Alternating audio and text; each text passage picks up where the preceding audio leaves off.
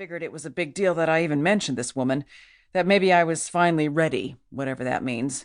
Anyway, I guess a lot of people read The Room because a few days later, this woman, Madeline, responded to the post. Turns out the book she was reading was one of my favorite novels. We started emailing back and forth, and last night she proposed that we meet in person. I feel bad taking your time with this corny story given what's at stake. Boyle. I guess I'm curious. I'm single myself. The whole OK-Cupid match Tinder game. And you gotta admit, this is pretty... Harris. Incredible. Huh, I know. Boyle. And you mentioned you also had a basket with you this morning at the waterfront. Harris. Really, I'm not sure why we need to get into this. It's a little embarrassing. Boyle. Look, our conversation here is just one tiny part of figuring out who was where and when. So, if another witness mentions seeing a man with a basket, we'll know, yeah, that was Jack Harris. Onward. Harris. Sure. Okay. Yes, Madeline's email said, you bring the picnic basket, I'll bring the champagne. So that's why. Boyle. And explain to me again why you were supposed to meet at the football field. Seems like the meet-up spot would be Christopher Street Pier, where you first saw her in the grass. It's only a couple of blocks away. Harris. She suggested the sports field. There's a scene in the book I mentioned that's set there. Meet at chapter 12, sort of a puzzle. Boyle. Sounds complicated. And then after all that, she didn't show up? Harris. Not that I saw. When I got there, a few people were milling around, but no one seemed to be looking for me. I left when it started to pour. Boyle. Did you email her, asking where she was? Harris. No, not yet, at least. Boyle. If it were me, I'd want an explanation after such a dramatic lead-in. Harris. It's like reality set in with the rain. The whole thing seems silly. Boyle. What happened to the basket? Harris. I left it outside the field with a note. Boyle. I see.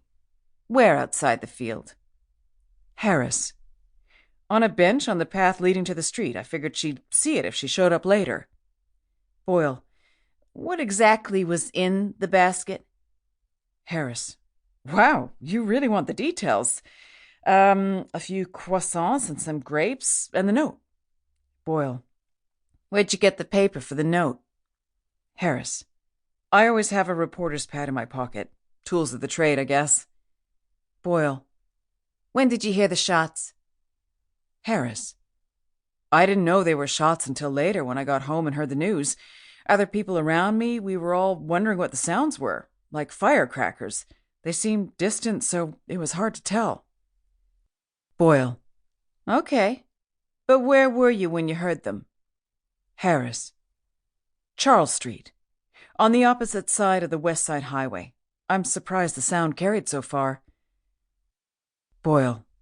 Believe it or not, they've got acoustic sensors that can pick up gunfire 2 miles away. So, just to sum up, there's no reason you went to the football field other than to meet this Madeline woman. Harris. No. Boyle. You don't know anyone else who would have been at the field this morning? Harris. No, other than Madeline, of course. I can give you her email address. Boyle.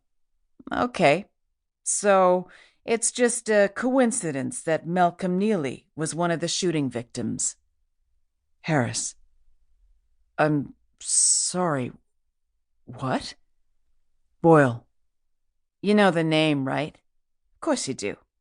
Malcolm Neely was one of 3 people shot this morning at the football field, just yards from you and your little picnic basket. Care to explain that, Mr. Harris? Harris. Wait, that doesn't make sense. Boyle.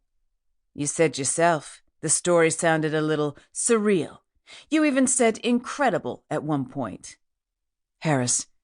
You can't possibly think I did this. No response. Harris. I need a minute to think. 10:36 a.m. Recording stopped.